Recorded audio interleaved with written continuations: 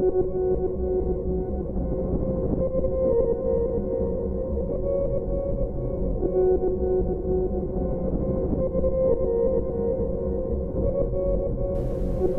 vibrant artistic community is absolutely dependent on great philanthropists. And it's logical to be involved in the city that you're living in, to be involved with the gallery. For a soul, the city really needs art in its various forms.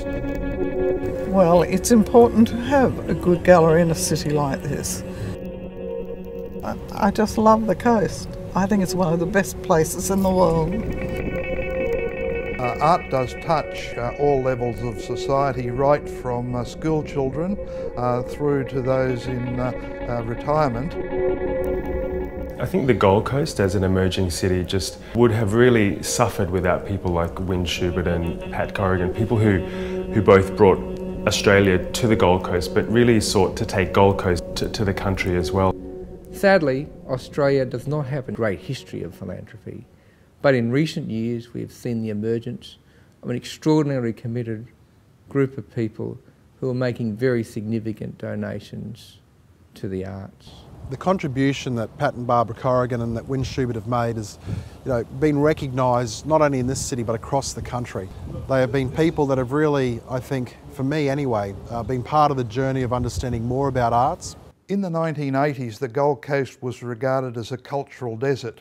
A lot of people, however, contributed to improve that situation. One of the first was Mrs. Schubert, who was a household name, particularly in relation to art galleries and paintings. Her personality and her eccentricities kind of spilled over into this fantastic gallery that she had. And she was such a collector. The gallery was always full of her collection, and it was an exciting place to emerge and to be associated with as a young artist on the Gold Coast. I'm sorry that she's closed the gallery, because it was a wonderful asset for not just the people of the Gold Coast, but really for all of Australia. So many of my clients and friends, when they came to Queensland, would always go to the Gold Coast just to go to Schubert's gallery. Wynn's really passionate about contemporary Australian art. She's also passionate about the art of the past. So I know that her love ranges from the early work of Lloyd Rees, for example, through to Fred Williams, through to contemporary artists like Susan Norrie or Anne Zahalka, Gwyn Hansen-Piggott, Melinda Harper, Annette Bizor. It's a wonderful, wonderful list, and a broad and generous interest and support for contemporary art. Without supporters like Wyn Schubert, the contemporary arts in Australia and on the Gold Coast would be very much the poorer. And I don't just mean in financial support, I mean in that sense of the importance of the visual arts for our life in Australia today.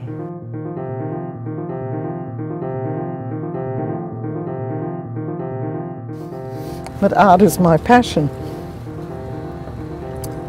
And I love collecting, and I love encouraging people to collect. When we give paintings to institutions, they're there in perpetuity. I love going to the galleries and seeing the work on the walls, and hope that other people will enjoy it as much as I do. Well, Pat and Barbara Corrigan and Wyn Schubert, they've been legends on the Gold Coast. When I first arrived and I'd heard about Pat Corrigan, I was a tiny bit in awe of this person, having never met him. And the first time I met him, I was somewhat blown away. I thought, gosh, someone who is absolutely so down to earth, so passionate about what he does, and so surprising. The philanthropy is not just to institutions, but through that philanthropy, many young emerging artists have been supported by Pat in developing their body of work. I remember when I was a volunteer there at the gallery before I went to art school for a few years, Pat would just drop in literally with presents, art that he'd bought all around the country, and the collection just grew and grew with these amazing things that would come to the Gold Coast. I don't think I've ever seen anyone with a business card that is so upfront about the sort of work that he does to support the cultural institutions that he loves so much. Well, the front of it says successful beggar, I enjoy it. I don't see it as a task, or a role, or even certainly not hard work. Patrick Corrigan is an enthusiast. Everybody in the Australian art world knows this, and his enthusiasm and his commitment to Australian art has been a really important factor for all of us over, I guess, 2 decades. I think it's a work of art. A photo print bib for little adults. There doesn't seem to be a note anywhere. I have to call her up and say, what's the story with the bib? Pat's a character. He's just amazing, and he gets involved with so many people that you wouldn't expect to be involved with the arts. Pat's a believer, a true believer, I guess, and his gifts to the Gold Coast Gallery show that. He's been very much involved in collecting Indigenous Australian art in recent years, and his donation of a number of works to the gallery has been quite crucial. Equally, his support for photography and his gift of a lovely group of portraits of artists by senior respected photographer Greg Waite, that's a wonderful gift as well. Pat, we couldn't do without the kind of support that you give to art in Australia and to the Gold Coast in particular.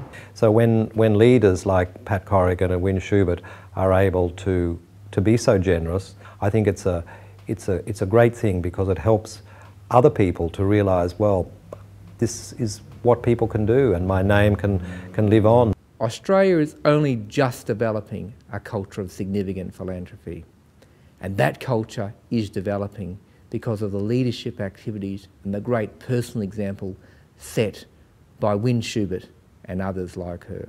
Patrick, Win, you're the backbone of our arts industry.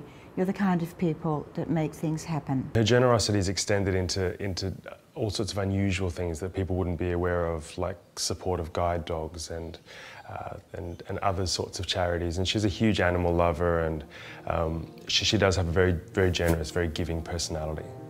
We've had a lot more gifts from artists than we've had from a lot of patrons, but I'm working on that.